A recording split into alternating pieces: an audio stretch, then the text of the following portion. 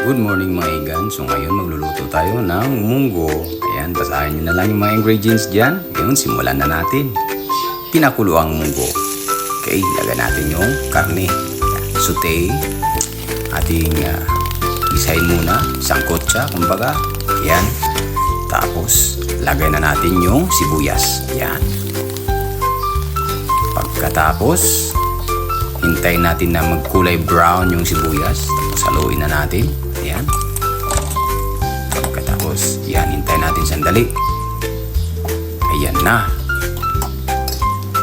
Tapos, ilagay na natin yung pinakuluang munggo. Hintayin natin kumulo. Saka natin ilagay yung pampalasang pork cubes. Of course, baboy ang ginagamit natin. Ngayon, tingnan natin. Yan, kulong-kulo na. At ilagay natin yung patis na pangpaalat. Patis po yan, hindi toyo ha, patis.